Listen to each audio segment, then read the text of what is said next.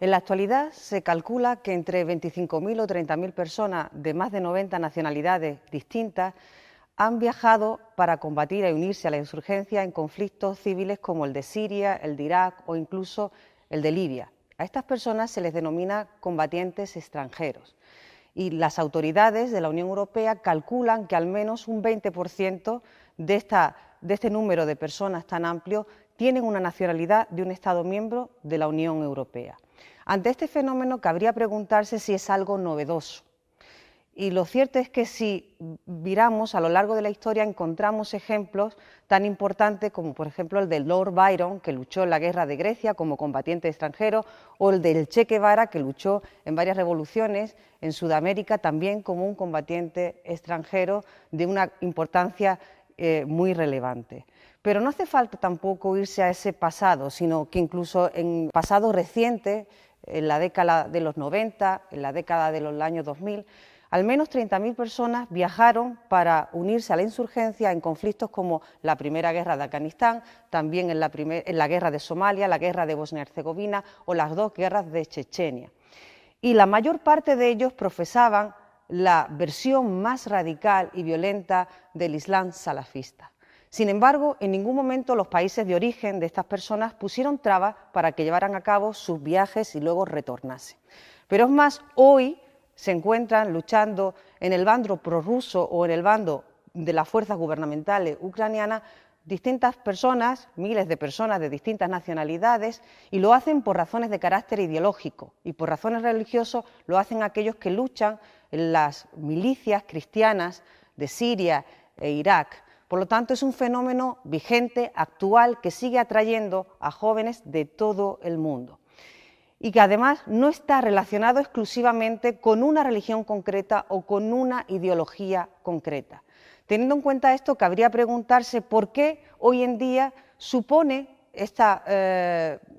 éxodo de combatientes extranjeros un problema para las autoridades y un problema que aparece de manera recurrente en los medios de comunicación. Y en este sentido hay que tener en cuenta que allá por el año 2013 empezaron a preguntarse algunas organizaciones internacionales sobre la posibilidad de que estas personas, una vez retornasen a sus países de origen,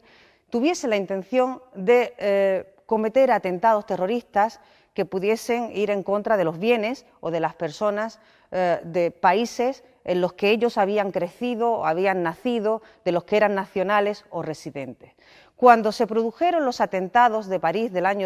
el año 2015, en noviembre, y los atentados de Bruselas en marzo de 2016, se puso de manifiesto que esto era no solamente probable, sino que se hizo una realidad, porque al menos 4 de los individuos que participaron en los atentados de París tenían una relación con el conflicto sirio, habían estado allí, y uno de los que participó en los atentados de Bruselas. El Consejo de Seguridad de Naciones Unidas ya había advertido en el año 2014 que había una nueva categoría de combatientes extranjeros, que eran los combatientes terroristas extranjeros. ¿Qué diferencia tenían con los antiguos o con los conocidos combatientes extranjeros? En primer lugar, que estos individuos se unen a grupos insurgentes que han sido calificados en el plano internacional como grupos terroristas. En segundo lugar, que cometen delitos de terrorismo en las zonas de combate. Y en tercer lugar, que pueden tener la intención, que ya se ha demostrado, de atentar o participar directa o indirectamente en la comisión de atentados terroristas en los países de los que proceden o en las regiones de las que proceden. Claro, la participación de combatientes terroristas extranjeros en atentados terroristas, al estar mucho mejor formados en el manejo de armas y de explosivos, termina siendo mucho más letal. Pero a partir de aquí cabría preguntarse, ¿cómo hacemos para distinguir a un combatiente extranjero de esos que hemos visto que han existido a lo largo de la historia, de un combatiente terrorista extranjero que parece ser una figura nueva? Es bastante complicado en la práctica. En primer lugar, porque hay que demostrar la afiliación del individuo, en qué grupo estuvo combatiendo. En el caso, por ejemplo, de Siria, hay al menos 100 grupos combatiendo en el conflicto y no todos ellos están incluidos en un listado de grupos terroristas a nivel internacional.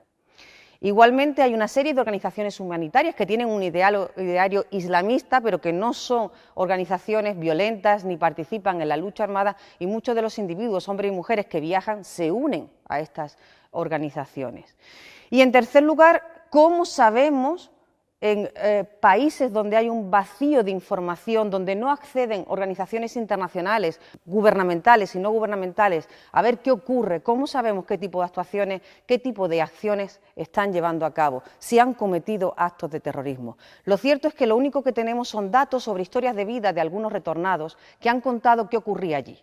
Y muchos de ellos fallecen, mueren durante el combate, otros deciden ir combatiendo, haciendo la yihad de un estado a otro. Muchos quieren establecerse, dejar las armas y formar una familia en ese estado ideal que le han prometido, y otros regresan y no tienen intención de atentar contra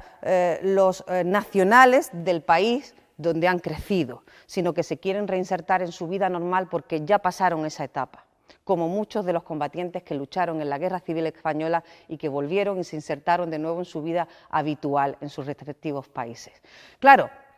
como es tan complicado en la práctica, lo cierto es que muchos también dicen que vuelven desilusionados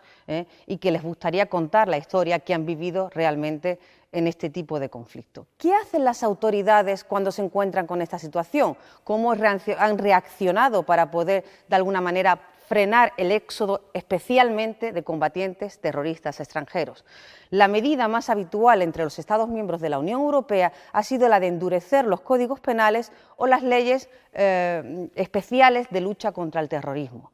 de manera que han incluido actividades como el entrenamiento, el dar entrenamiento, el recibirlo, el viajar para unirse a las filas de la insurgencia en un conflicto extranjero, o el facilitar estos tipos de viajes como delitos de terrorismo. Pero, sin embargo, es muy difícil encontrar la información que puedan convertirse en un elemento probatorio en un proceso judicial, procesos que se alargan en el tiempo. Y ante esta situación, otra de las medidas que han adoptado los Estados ha sido el de aplicarles sanciones administrativas en las que no media un proceso judicial, pero que tienen unas consecuencias tan graves como, por ejemplo, la retirada de un pasaporte, la retirada de una residencia o incluso la retirada de una nacionalidad. Muchos estados retiran la nacionalidad cuando tienen dos nacionalidades, pero, por ejemplo, en el caso del Reino Unido, retiran la nacionalidad a individuos que solamente tienen una sola nacionalidad, la británica, y por lo tanto no pueden regresar a sus países de origen.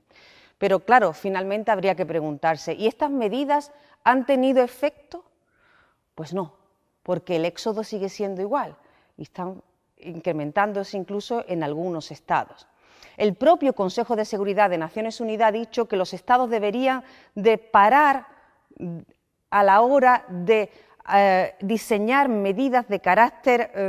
digamos, reactivo, y empezar a pensar en medidas de carácter preventivo, porque en la base de todo este fenómeno hay algo que se llama radicalización, es decir,